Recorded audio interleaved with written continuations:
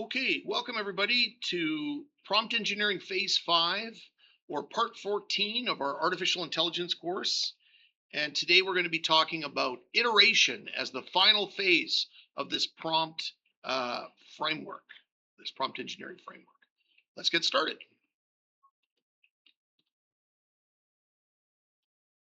All right, so let's start today with what does iteration even mean in the context of prompt engineering?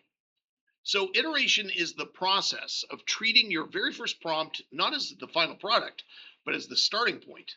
So, just like a writer does not expect their first draft to be perfect, or a skilled prompt engineer does not expect their very first prompt to produce the ideal output. So, iteration is the discipline of evaluating what the AI returned, diagnosing why did it fall short, and then systematically improving on the prompt until the output matches the goal. The word iteration is just a synonym for repeat or loop or cycle, or really just let's do this again. The key question you should ask yourself after every AI response is very simple. Is this what I actually wanted? And if the answer is no, or even, well, sort of, then you iterate, then you prompt again. So we experiment, we iterate on our prompts and evaluate the outputs. If it's not satisfactory, prompt again, repeat, iterate, prompt off of the previous prompt. So one of the things we could do is we could revisit this framework, the 5-part framework. So should I pick a different action wording from my initial task prompt? Should I add constraints or context? Or should I modify or remove the constraints or context? Did I give examples or should I give different ones? Should I move from no shot to one shot to few shot? Or should I iterate off this again? Separate the prompt into shorter and shorter sentences or tokens. Like the way we talk to other people. We don't just vomit our words out to other people. We often talk in shorter bursts so that they can respond.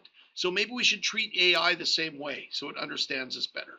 We could just try the prompt with a different phrasing, written a different way, and read and respond. So sometimes the response output tells us how to improve or iterate off of it for a better output the next time.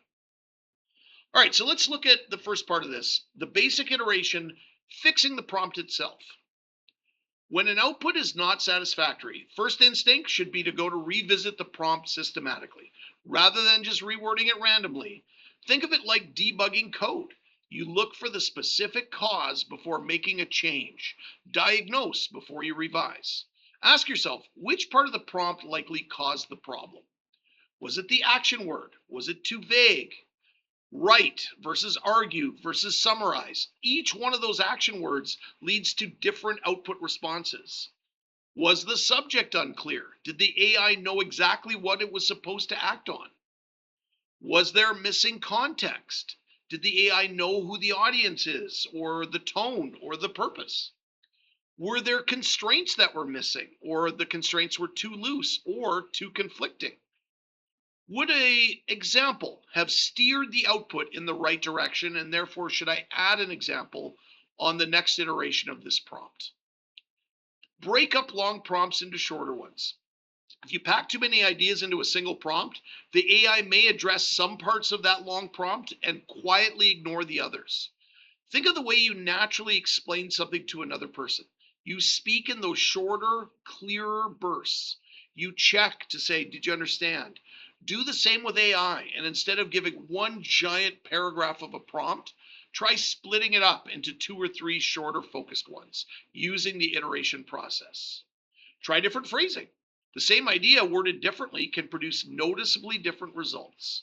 So if you ask the AI to explain photosynthesis, try describe photosynthesis as if you were walking a student through it step by step. The underlying request is similar, but the framing changes how the AI approaches it. Read and respond. The output of an AI prompt, the output from the AI prompt will give you often follow-up questions. The models will sometimes ask you for clarification at the end of the response, or make assumptions explicit, saying things like, I assume this. Many students just skip past that part. They don't read what the AI is telling them. But If a model says, I assumed you wanted a formal tone, let me know if you'd prefer something more casual, this is useful feedback. Respond to it directly. Say, no, you're right. I wanted a more casual tone. So it knows how to iterate off of that particular prompt. All right, let's move on now. Let's look at a cross-model iteration using one AI to evaluate another AI. So one powerful strategy in the iteration phase is to take the output from one AI model and provide it as an input to a different AI model to critique and improve. So let's look at an example. So say we say to ChatGPT, generate an essay outline, right? Maybe we give it more information from that, but that's the general gist of it. We're asking ChatGPT to generate an essay outline.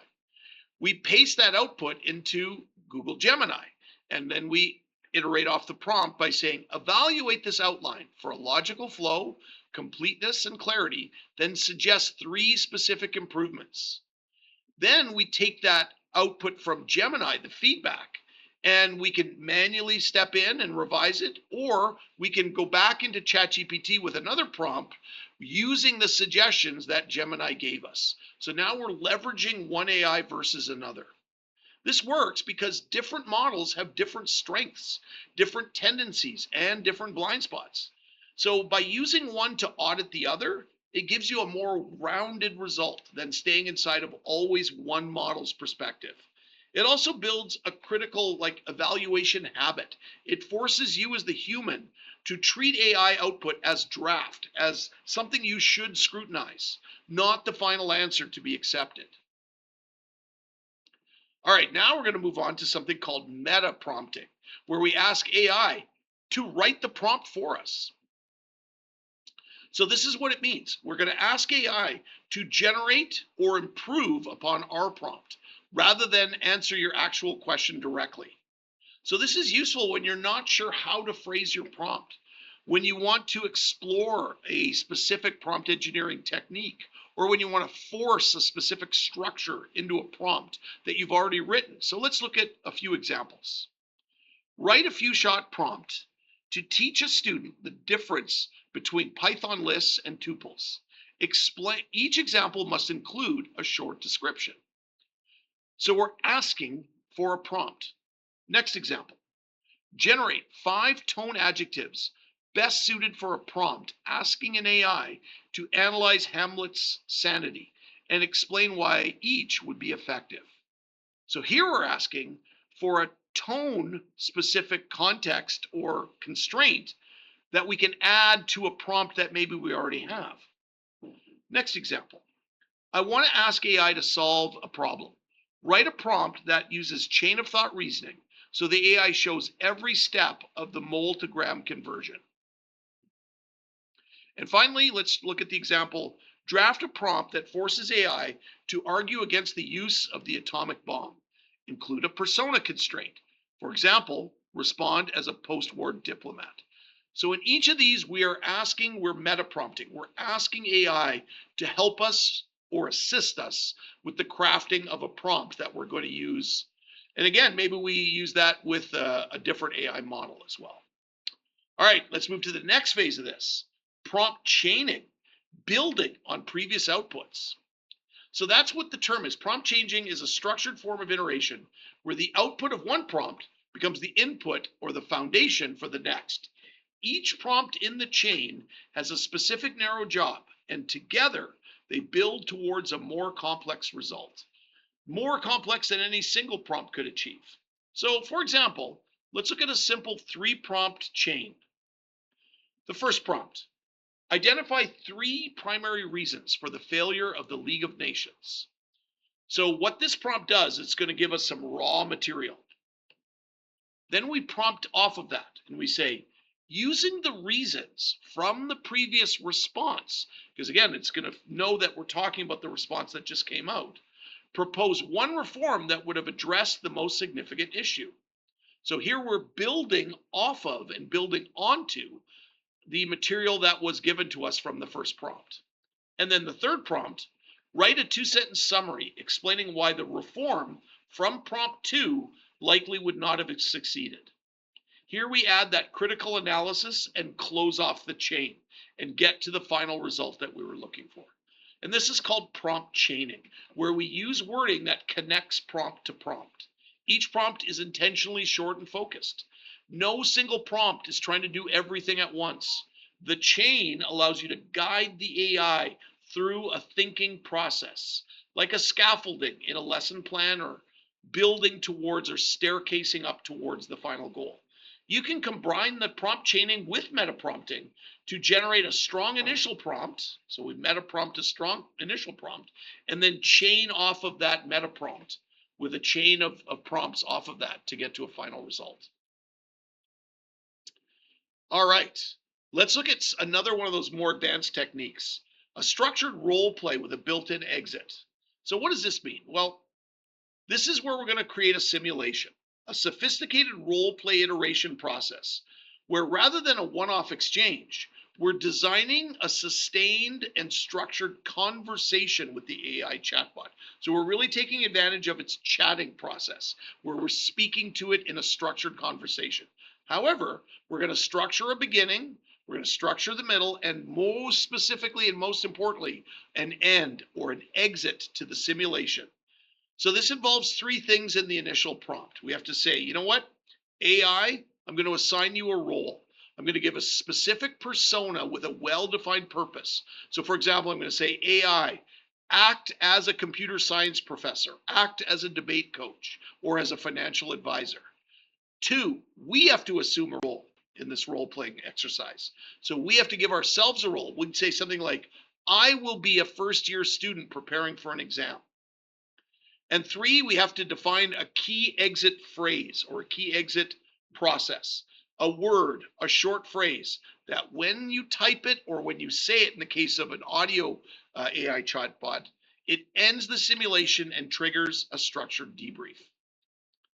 Here's an example. Act as an AI agent and assume the role of a computer science professor. I will assume the role of a first-year student preparing for an exam.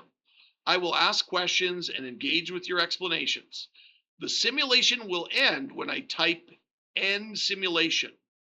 At that point, provide a concise summary of the topics we covered, my main areas of confusion, my demonstrated strengths. Also, offer 2 to 3 specific actionable suggestions for how I could improve. Include any observations about the quality of our conversation. This will reflect on the conversation itself and can reveal where you were unclear in that conversation process, the gaps in your understanding, or where you could have pushed deeper to push the AI further into one area. You are essentially getting coaching on how to interact with an AI more effectively, but directly in this exercise. This structure also models a real-world scenario skill, where we're defining the scope of a task and engaging with that scope, and then stepping back and evaluating and reflecting on what happened. The mindset behind iteration is that iteration is not a sign that something went wrong. It is the process working as you intended it to. The first prompt is never meant to be perfect, as the goal is to get progressively closer and closer to the output you want, using each response as information about what to adjust next. If you think back to Unit 1, it's very much like the neural network itself. It will continually improve and narrow down as it passes through. So that's maybe another way you can visualize the way iteration works. The most effective prompt engineers are not the ones with the cleverest opening prompts. They are the ones who evaluate critically, diagnose accurately, and revise deliberately. So here we saw the first 4 parts of my prompt engineering framework as a way to kind of work towards effective prompt engineering. Now we add the iterative phase, fixing the prompt, responding to output, writing in shorter sentences, changing to different phrasing, revisiting the 5 phases of the framework, leveraging one AI versus another AI, using meta prompting, using prompt chaining, and even using the role play or the AI agency. This creates a full framework that we can analyze and really work for effective prompting using our AIs to get the best possible outcome. Oops. Thank you, everybody. I hope you found that effective, and I hope you have a great day.